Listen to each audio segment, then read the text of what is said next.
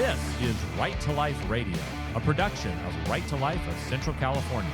And now, here's your host, John Girardi. It's the first Saturday of the month, and as always, on our first Saturdays, we're joined by Linda Talia, one of our employees here at Right to Life. Linda is one of our sidewalk advocates who's out in front of Planned Parenthood, reaching out to people as they go in and out. And she's had a bit of an interesting week here. And so our stories for the sidewalk, she just shares stories about stuff that happens to her. You had kind of an interesting story about some folks from a church who sort of wound up being out there that sort of took you by surprise. And we sort of realized, well, if it's taking Linda by surprise, it probably would take a lot of our audience by surprise too and be sort of interesting. So why don't you share with us about that? Sometimes I'm actually surprised by my naivety. Is that how you say that? Naivete. Yeah. Because this really took me by surprise, and I really felt like, I had no idea. Right. Well, so anyway, I'm standing on the sidewalk, and I see this young woman walking up, and she has all black on, but a white collar. Mm-hmm. And I'm thinking, like a priest would wear or something. Yeah. I thought, well, maybe she's a nun, and I was like, cool. Okay. I don't. Yeah. So you sort of thought initially she was coming to be out there with you, Yes, and then I it did. turned out I really it was not. Yeah. And so she's like, yeah, I'm from the Episcopalian church, and I'm going to go inside. And I couldn't really understand what she was saying. And I was like, oh, well, good luck, because yeah, you probably shouldn't go inside. Yeah, they'll arrest you for trespassing. But then she, but clearly you did not understand what she was doing. I had no idea. Yeah. So she comes out, and I said, so how'd it go in there? She goes, oh, it was good. And then she started talking, and I realized that she was supporting. I said, wait a second, you support Planned Parenthood? Mm-hmm. Yeah. And she's like, of course I do. Yeah. And Oh. So then I kind of stepped back, and I had to think about it for a second. I'm like, what? Who are So these you people? were completely blindsided. Totally broadsided. Totally. Yeah. Yeah. Yeah. Well, yeah, the woman in a clerical collar. Yeah. So Yeah. I mean, yeah. I'm thinking, yeah, cool. So Yeah. Well, and that is sort of there are several of the older sort of mainline Protestant denominations in America.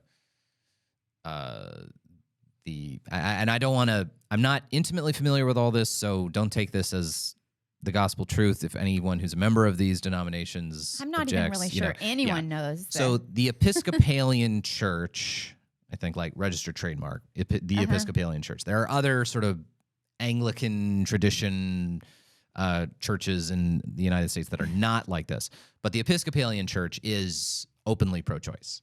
There are a number of sort of mainline denominations of, I believe, Methodists,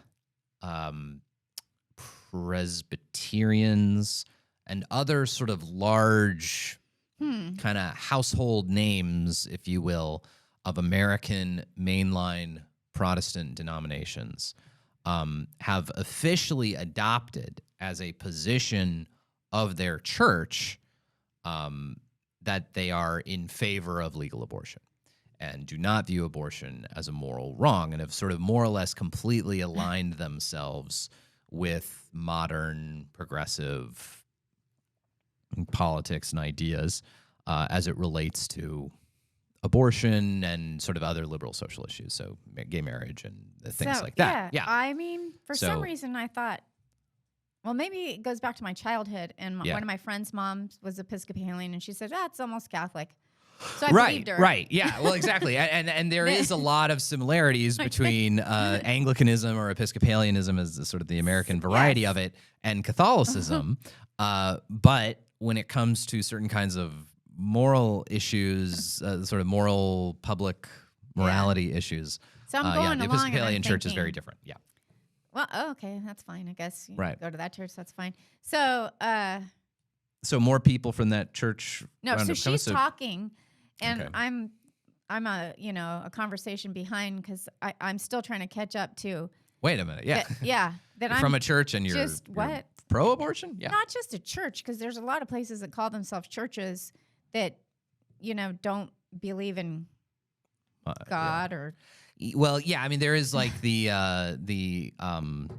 Unitarians who don't exactly believe they don't believe in the divinity of Jesus Christ. So they're I guess intra-Christian debates about whether you can properly classify them as Christian, given that they don't believe in Jesus' divinity. That's kind of a different. And the Unitarian Church is, from my understanding of it, it's yet another one of these sort of household name American churches that is. So I'm in putting favor of it legal together, abortion. a little bit, Right. And so I think, well, she just must not know, like, what actually goes on in there. Sure. I'm automatically thinking. There's still, I'm thinking, no way. And that's really how I always am. I always assume.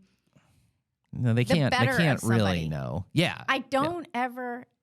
So that's something like my best friend always says. She's like, your worst fault is that you always assume the person is going to be good at the bottom of it. Right. You give people way too much benefit of the doubt. And I do. Yeah. I always think I get in a fight with someone and they're going to apologize. Well, and in fairness, like, Well, and in fairness, like, I'm still I think waiting with a lot for some of them, by the way. Yeah. And probably for a lot of, for the women going in and out, that's probably a good attitude to have. But yeah, so but I'm thinking it is now. Well, she must not understand what's going on here. Here we go. I'm going to have to explain some things to you. Yeah. But I had already had this bad interaction before that with a guy and a girl. Mm-hmm. So I'll give you that really quick. Yeah, sure. And then I'll come back to that. But there was a couple in the parking lot, and clearly they were talking about abortion. Right. There was a lot of hugging and crying, and then there was laughing, and then there was a cigarette, and then there was a guy kind of like arm around the shoulder, kind of pushing her in. Sure. And I was offering a flower. Would you like a flower? Would you want help? And she was obviously, clearly distraught. Yeah. So she's looking at me and she's walking in, and he starts saying, leave her alone, leave her alone. And she goes in, and then he walks up to me like. Afterwards. Yeah. So she's walked in, then he comes out. And he's walking up like he means business. And so, in comes the security guard. And in comes our volunteer next to me. Yeah. And so he's like, what are you doing out here? And I said, I'm offering help. Yeah. He says, no, really, what are you doing? And I said, no, really. Really offering help. Yeah. I am trying to offer help. Isn't that okay? Yeah. And he's like, you're just trying to make things worse. And I said, do you really think offering help is making it worse? Things worse. I honestly want to help. Mm-hmm. And he goes, you don't know what you're doing. You're just, blah, blah, blah, wasting your time. And I couldn't help it. I just looked at him and I was like, what are you doing? Yeah. Like, what are you saying? Mm-hmm. She's going in to have an abortion. Yeah. Why don't you think she can have help? Right. Well, he was way beyond that. And yeah. Well, he looked at the two men on each side, and I guess he decided he didn't want to kick my butt or whatever. Well, yeah. He was that's thinking about it at the time. Why we have a security guard out there. Yeah. Yeah. So, well, and it's so sad because it's clearly like he's wanting the problem to go away. Yes. She is much more conflicted about it. Mm-hmm. So now, so this laying the groundwork. I've now experienced it just a few minutes ago, what it actually happens there. Mm-hmm. We have a woman who is distraught going in, thinking she has no other choice, and having a man who's in her life who's prompting her in. Yeah. Maybe not physically coercing as far as we know, but like, basically, obviously kind of like. Go ahead. Yeah. And so, like, his arm around her shoulder, like, it'll be fine, whatever. Yeah. Anyway, so now I have that inside of me, and I'm now going to interacting with this person from the Episcopalian church. Church. Know. Yeah. You can't know this and still believe this. Sure. And so I said to her, "Do you know what they do here?" Right. Well, yeah, they help women. And I said, I don't know what kind of help you're used to, but they don't help women. So let me give you a couple things that they do here, just so you know. Mm-hmm. One of the things they do is, they don't do it. They get to do it because we allow it in our state that a teacher or a counselor can take a 12-year-old girl into that facility and have her get a surgical abortion. Yeah. And go back to school and not tell anyone. Right. And I said, I've said this before, I cannot take a kid to a track meet without a permission slip, but you can take somebody to get a surgery and take them back to school. Nobody knows. And she looks at me and she says, well, that's fine. Why is a 12-year-old pregnant? I said, you're missing the point. Yeah.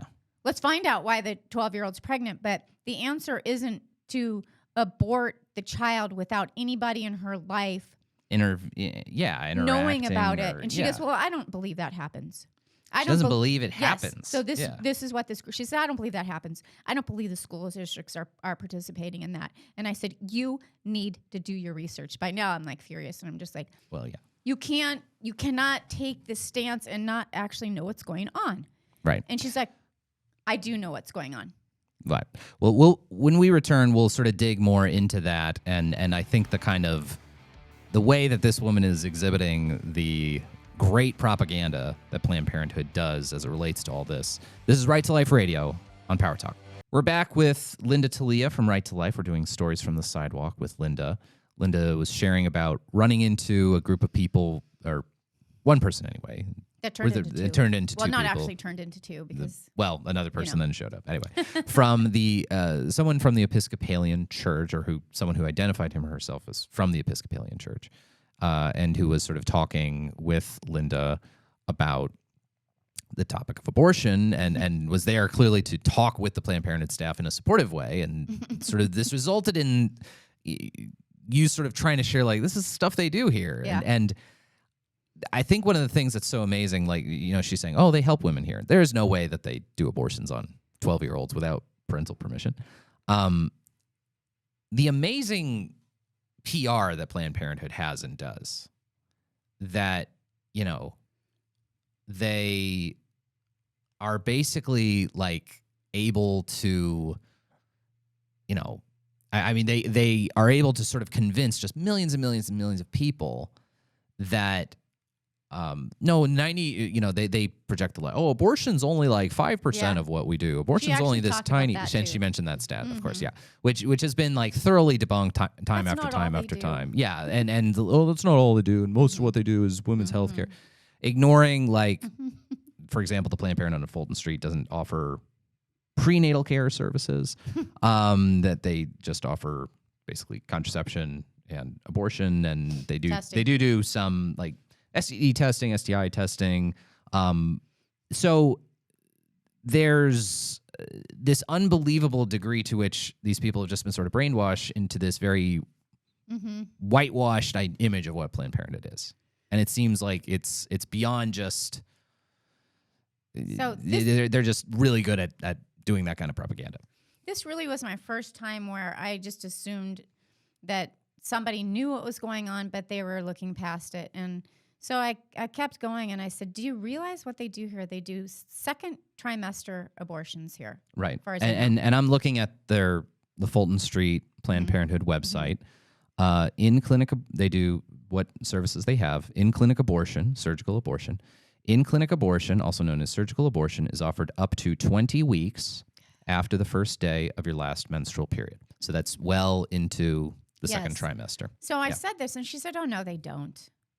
I said, yes, they do. It's like right on the website. Last week, it's right there. I saw someone going into the clinic who was visibly, clearly pregnant. Yeah.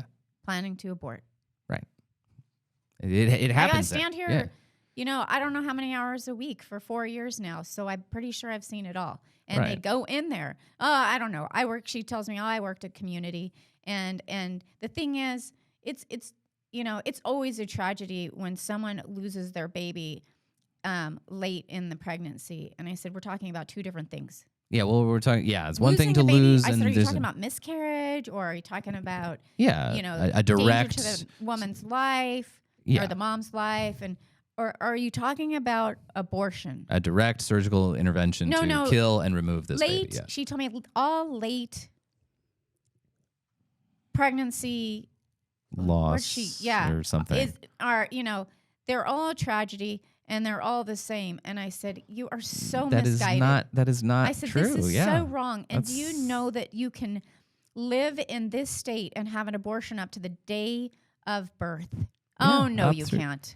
I mean, UC San Francisco, they do very, very late term abortions up there. And they can do it past the point of fetal viability. Yeah. Like it is legal if you have a quote health reason, and She the said, health no, exemption is so That's broad not that happening. you can do that. And I said, yes, yes, Yeah, yes. it is. It is Yeah. happening. Yeah. Not only is it happening, it's happening right here. You just walked into a clinic where they are doing it. Yeah, where they're doing abortions up to 20 referring it. weeks. Yeah, and then they refer it. If your last, they say right here, And so I if your said, last period started more than 20 weeks ago, we can help connect you to other abortion options in your area. And we know that UC San Francisco is where they do a lot of training and where they do a lot of late-term They do late-term abortions up there. So it is, yeah. She kept going and saying, well, we support women.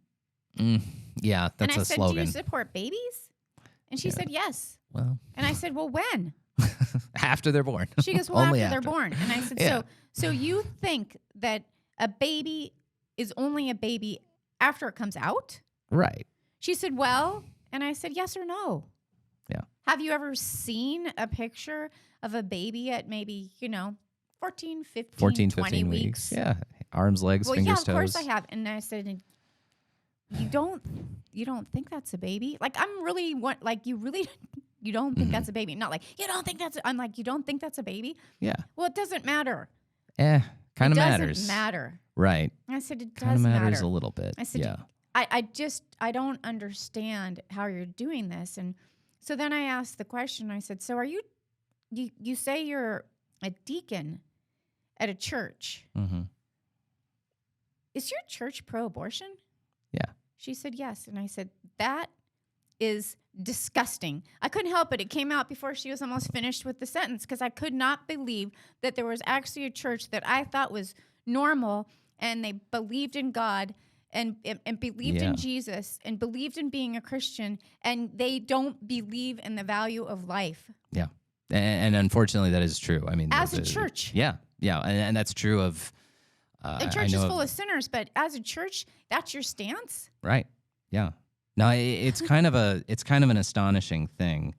And, just to emphasize, like, we're not discussing this for anyone to,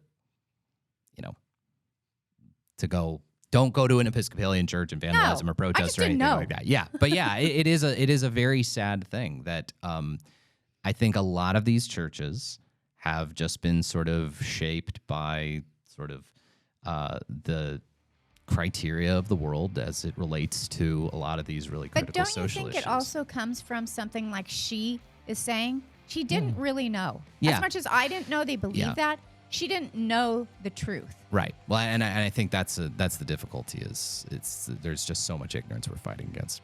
All right. Well, thank you to Linda. We'll be back with more on Right to Life Radio.